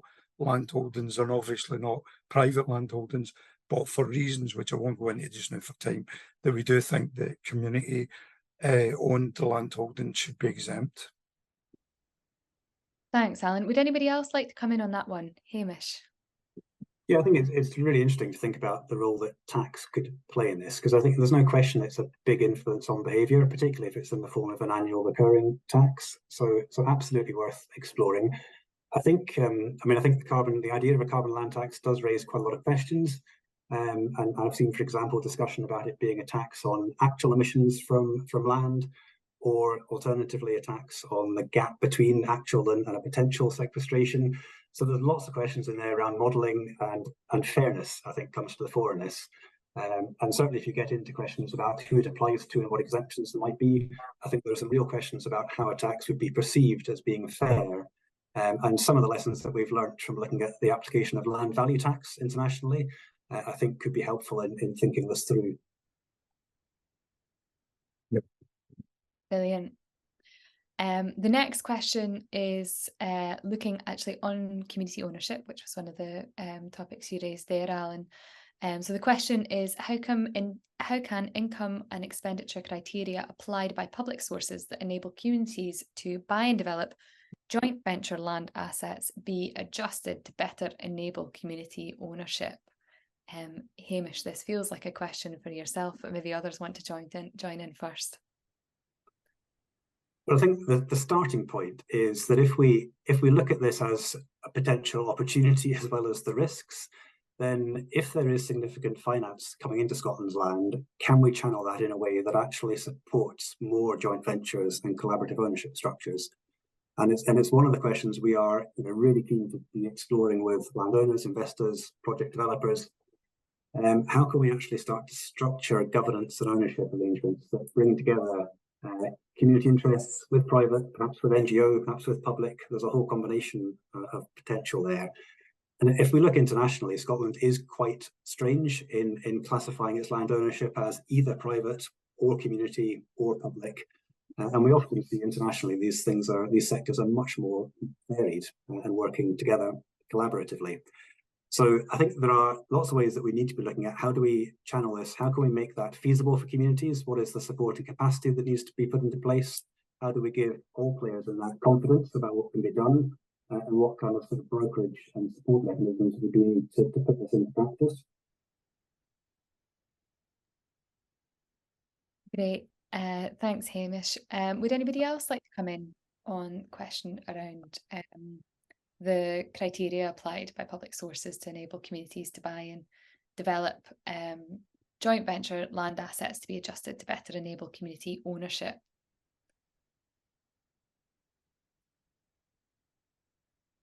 Okay. So the next question is on focuses on the carbon markets themselves, and specifically looks at the secondary markets. So the question from the audience member is, why is there so much focus on trading ecosystem services in secondary markets? Can we focus on the direct relationship between providers and beneficiaries of ecosystem services? Who would like to go for that question first? I can say something if you like. I think the reality is there is not a huge focus on secondary markets in the UK, perhaps internationally, yes. There is some pressure from some quarters for us to allow secondary markets. That this will get the market going, it will increase carbon prices, and yeah, ultimately lead to a carbon bubble that could burst. I think my objection to secondary markets is that, great, I do a project, generate that carbon, I sell that to someone, they sell that to someone, and now there's a whole load of money changing hands and people making profits on the basis of speculating on carbon markets. And none of that money actually goes into projects that tackle climate change or restore nature. And the idea that raising carbon market prices is a good, well, maybe it's a private good for some people. I'm not convinced this is actually in the public good. For that reason, both the Peatland Code and the Woodland Code, Carbon Code have not allowed secondary carbon markets and have not bowed to that pressure. So great, you can sell that carbon to someone, and once that is sold, it gets retired on the registry once this then becomes verified.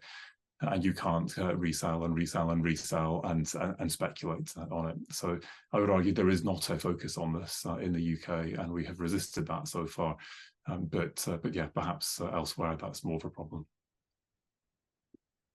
Would anybody else like to come in on the... Yes, John. Yeah, I mean, the only thing I was going to say is that was my understanding too, that there wasn't this sort of secondary market. What we do have is that actually a lot of projects are taken forward by intermediaries, some private, others organisations like Woodland Trust, who effectively deliver the whole project for landowners. And that's been kind of well established in woodland creation schemes long before there ever was a carbon market. And then, you know, the carbon market bit of it's the registration with woodland carbon codes being added on as part of the service those intermediaries provide. But it seems to me a perfectly reasonable way that develops, because the people who are experts in knowing how to do this, like George and the company he works for, provide that service for individual landowners who don't have to learn how to go through the very complicated forestry grant scheme process or the woodland carbon code registration process. They can simply hand the thing over to an intermediary. But I don't see that as a secondary market. I would see that's quite kind of logical process for the way it works, that actually for most landowners is probably in their interest to work that way. Okay. Oh, yes, George, go for it. Yeah, I was just going to add, I think I put this in the feed, where it comes back to my previous point that in the context of UK woodland projects, you know, a tree planted today is not going to deliver verified offset credits for at least 15, if not 20 plus years, not longer in the case of kind of slow growing native broadleaves. So does it raise a question as to if a land manager needed to generate some income in the interim, how liquid is the market to buy those penny issuance units in the interim to potentially provide some of the funding needed to bridge the costs of either capital costs or the management costs in the interim? I suppose that's where some might argue there's a role for the secondary market for an organisation to come in, acquire those penny issuance units, hold those for maybe 20, 25 years, and then sell those credits on into the market. And maybe within that, there could be a model where there's a profit share with some payment back to the landowner, land manager, to reflect maybe the price inflation over that period from what they paid for the PIUs to, you know, to the period to when the units are being sold on. So I think there is an argument for the secondary market to exist. I think, you know, big question at the moment is, you know, how liquid is this market going to be over the coming years? There's huge uncertainty there, but there are projects at the moment that are struggling to go ahead because they can't fund the capital costs. So there's a question is, can the finance sector play a role? Can the banking sector? Could it be easier for project owners of all sizes potentially access loans to deliver these projects and fund these gaps rather than necessarily them requiring to sell PIUs? But I think, you know, we're in this period of evolution of the market, and I think we'll probably need a combination of all these things to actually get this market working. Because at the moment, it's not really a market. It's very thin at the moment in terms of liquidity. Thanks very much, George. Would anybody else like to come in on that question before we move to the next one? No, okay. So I have a question on transparency of the land market and the kind of intersection between the rise of natural capital activities and land ownership transparency, which, you know, we've seen a very steep rise in off-market sales, and that's a kind of obvious barrier to participation and also community ownership as well.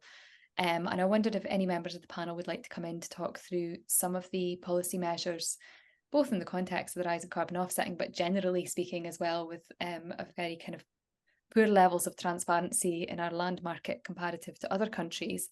What measures could be taken to increase transparency, and in doing so increase the possibility for community participation and meaningful stake and say in land ownership, use and management, and also community ownership opportunities as well. Hamish. Yeah, so I think, I mean, there is a long-standing direction in Scottish land reform policy about trying to bring more transparency into land ownership and land markets. So there are steps obviously already in train. The government is introducing the Register of Controlling Interests. So where, for example, you have a corporate entity that owns lands, it should become easier to find out the controlling interests behind that company name. That's already in legislation and being enacted. There's no question, you're right, what we're seeing is kind of increase in the number of off-market and private transactions. Lots of reasons for that, actually, including, for example, in a farming context. Our recent report this year showed that actually, if farmers are selling land into the forestry market, actually there's a real social and cultural pressure around that leads people to want to retain secrecy or confidentiality around some of those transactions.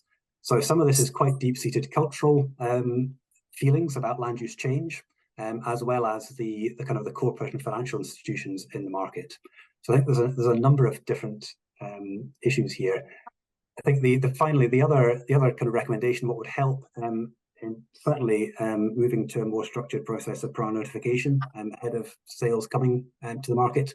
So we've recommended, for example, that there should be a public prior notification before significant land sales come to the market, partly to enable communities to act and be ready, but actually not just communities. There's plenty of other people that are looking to buy land and be able to participate in the market. So greater advance information and transparency would be a part of helping that. Brilliant, thanks, Hamish. John, did you want to come in there? Thanks. Yes, Miriam. Yeah, so I mean, as Hamish has said, there is a kind of direction of travel with government towards increased transparency, but I'm kind of skeptical that it goes anywhere near far enough. We have new registers, but they are quite easy to sidestep. Intriguingly, dealing with a community or helping a community that wanted to know who had recently bought a piece of forest land that they were interested in, and they were told by the land registry that actually there was no obligation for the new owner to register that land at all, which came as a bit of a shock to me, but that's apparently how the land register see it. So whilst the majority of landowners are responsible and discharge their obligations, not all of them are, and of course it's the ones who aren't are the ones who are at issue. Also, the new register of controlling interest defers to Companies House, and of course Companies House itself is not the most assiduous collector of accurate information on who's actually running companies. So there are some major loopholes in the system. On the plus side, what could be done better? There is a lot of information out there held by government and displayed by bits of government, and none of it's linked up. Woodland Carbon Code has a register. Forestry Grant Scheme has an online register, and DEFRA, as the UK body, reports every year the subsidy payments for all landowners. These are all great, but they're all completely independent and don't link up. DEFRA also has, or SCRPD has, a map-based register of all the land holdings in Scotland, or almost all the land holdings in Scotland. If someone did some behind-the-scenes clever linkage, a huge amount of this information could be made available in one through one portal, and that would massively increase transparency of both land use change, and the transfer of funds from the state to landowners. So there's potential there. It takes willpower and a bit of clever computing to make it happen. Thanks, John. And just to note, Andy Whiteman has posted a link to the new Register of Controlling Interest, with a bit of a warning that it'll take quite a bit of info before searching is needed. Brilliant. Would anybody else like to come in on that question? George? Yeah, it was just to add, I think, from conversations that we've had with both kind of end user buyer of credits and their observations increasingly are that they're going to be paying close attention to who is managing the land and who ultimately they're buying credits from. And it might well be over the coming years that, increasingly you see buyers of credits closely scrutinizing not only the carbon benefits, but the biodiversity benefits, the wider ecosystem services a site project is delivering, but really wanting to understand the nature of the land ownership. And it might well be that is a key part of their decision making as to who they buy credits from. So it might well be that it's the end user of these credits might well influence kind of who they buy from and what the value of those credits ultimately is that derive from different land holdings. For example, you may well see in time buyers being willing to pay a premium for credits that are derived from projects that are community owned, for example, and we may see that direction coming in time. I'd probably also add that, I'm getting the sense increasingly that investors are not looking to acquire land, that actually they're looking at different avenues to channeling money into supporting the delivery of projects. And I suspect leasing is going to become an obvious pathway for some of those investors to look to deliver projects, have an element of control and management responsibility over a particular period. But many are probably looking at other pathways rather than buying land for all the reasons that have been discussed today. So I'll leave it there and hand over to Thomas. Great, thank you. Alan, did I see you wanted to come in there, or shall? You're on mute. Keep doing that because I'm used to Teams. It's just one little point, and that is that there is a problem because we've got community land partners, and we've worked with people who are interested in buying land with communities. And one problem is the time scale for plat applications, for example, to the Scottish Land Fund. It's quite a compressed time scale, and often communities just don't have time. So they may be interested in something, but there's deadlines raced past because the average community will meet once a month, and by that time they've already missed the boat. And so there's a whole area there of extending deadlines that would to allow that to be a proper consultations and discussions within communities rather than just having to take a rush decision. Yeah, it's an important point about the kind of barriers to community participation and ownership there, Alan. Thank you. Question here on the rise of carbon offsetting and natural capital activities in Scotland's rural land market is contributing. It's not a sole driver of it, but it's a contributing factor to upward pressure, increased demand and increased prices on rural land. And land price increases are inherently tied to housing price increases. And I know this is kind of part of a kind of separate discussion, but in the context of a rural housing crisis with a real kind of rise of second home ownerships, of Airbnbs, whether there are measures that can be taken that could alleviate some of those increases on the kind of upward pressure on rural land prices. I suppose in the context of this discussion, alongside the rural housing crisis, is also communities' ability to buy that land as well for community ownership purposes, because we have the Scottish Land Fund, which is a really good step in the right direction. But with land prices as high as they are, there are still barriers to community acquisition. And I'd wonder whether the panel has any thoughts around rural land prices and as a barrier to community ownership.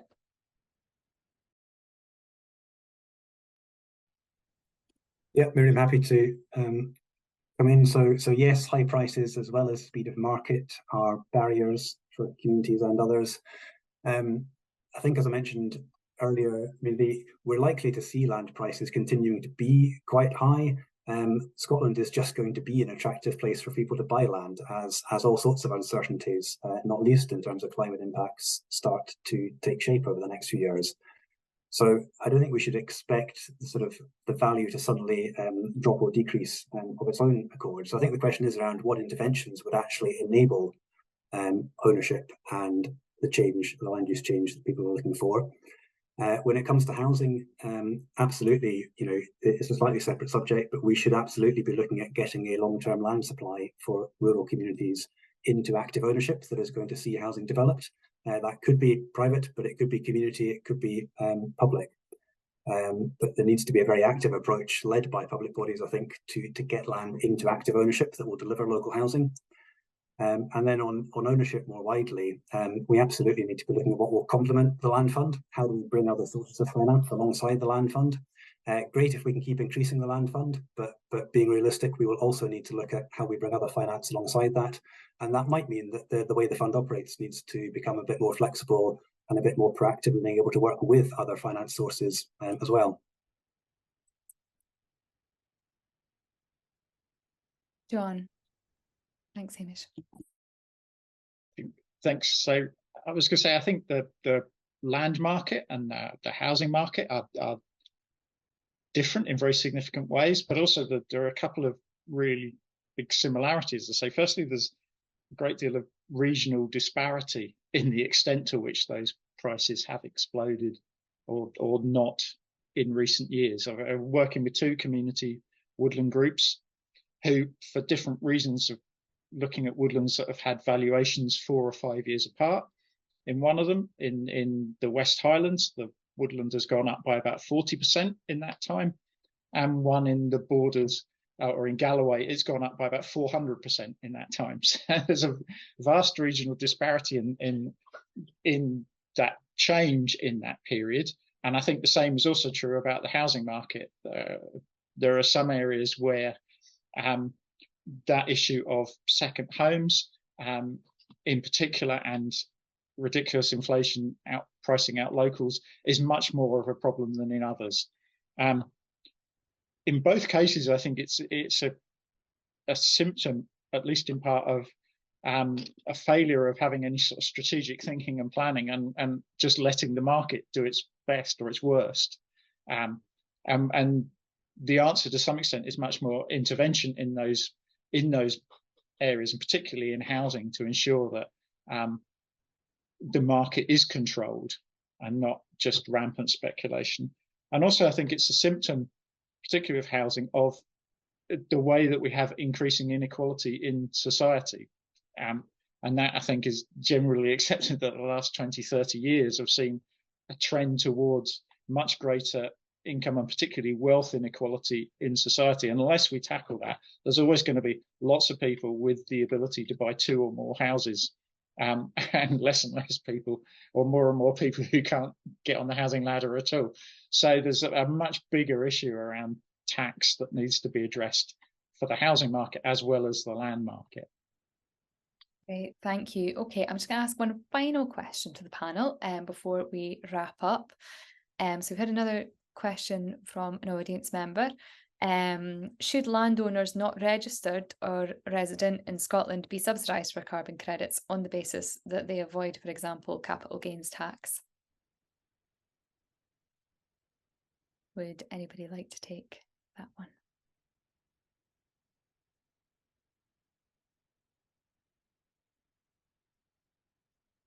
maybe no contenders.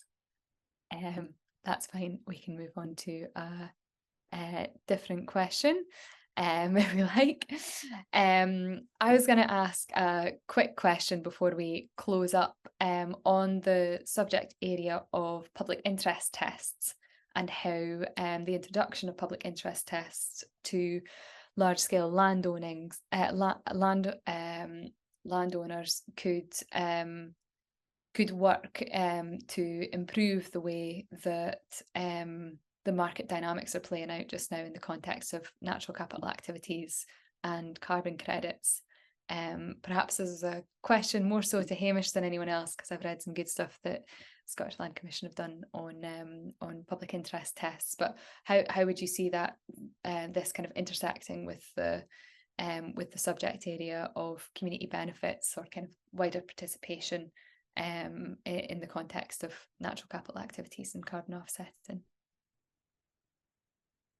Yeah, and others will be able to comment as well on how this might play out in the markets and responses to it.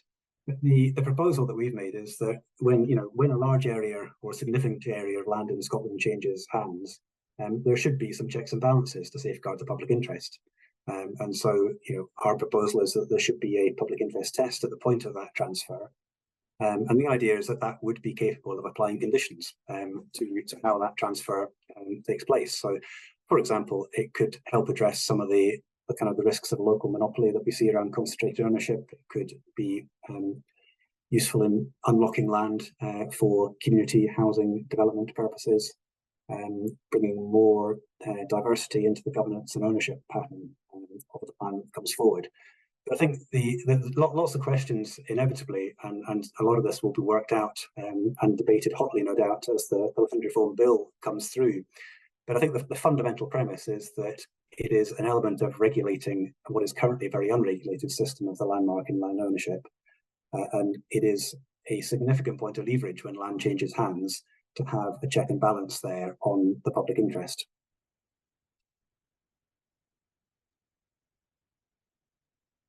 John, do you want to come in there, and then I'll ask if anybody else would like to come in quickly as well after that.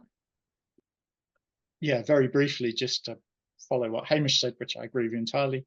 It's worth noting, of course, community buyouts have to go through a sort of public interest test or several public interest tests as they go through asset transfer processes or trying to get funding from the land fund. All of that is effectively testing the public benefit to be delivered by community landowners. And if private landowners had to do half of what community landowners have to do, or private buyers have to do half of what community buyers have to do, that would be, a great step forward. The impact of this will massively depend on the scope. If it's restricted to parcels of land over 3,000 hectares, it's going to have very, very limited impact. So it's really important that it applies to relatively or rather smaller areas than that. I would still consider something like 500 hectares quite a big bit of land.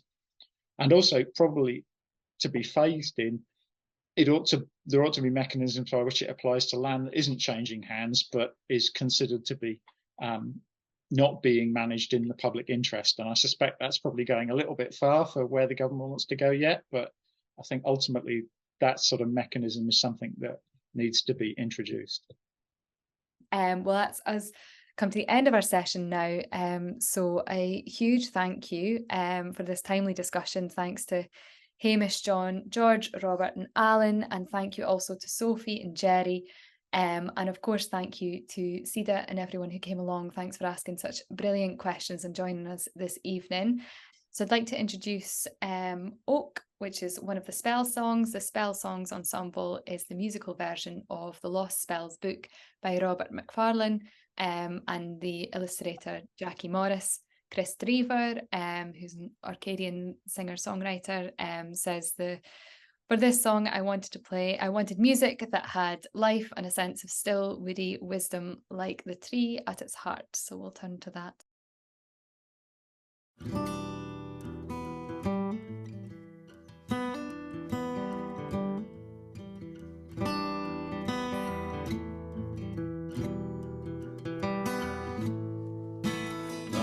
Ship that plows the sea, the yank that keeps our history, the The axe is half that fells the tree, that fells the tree. The poplar is the whispering tree, and the rowan is the sheltering tree. The willow is the weeping tree, and the oak is waiting.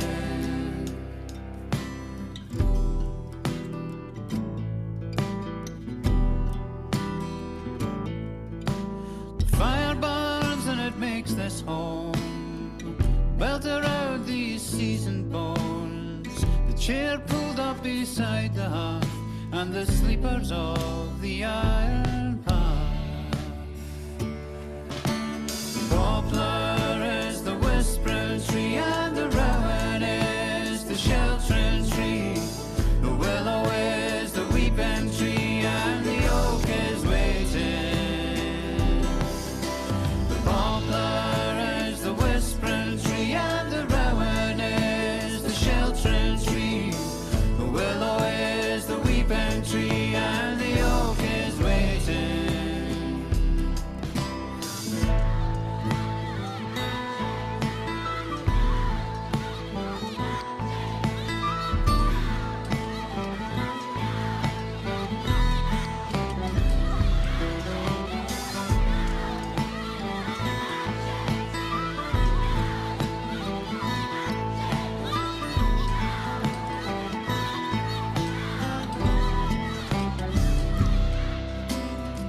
The wheel that makes the seasons turn, the beasts that shelter in the barn, this table that we sing around, and the casket we put in the ground.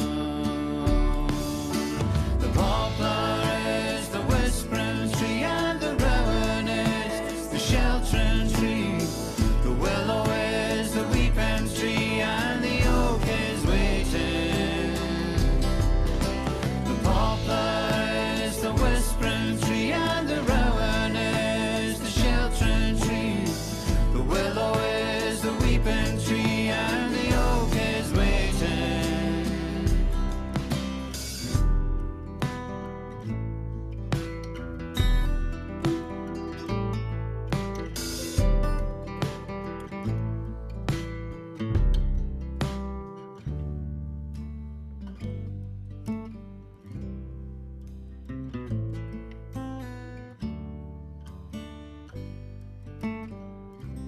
Sanya sabay kambalon, sanya nani mamalo, sandi kononta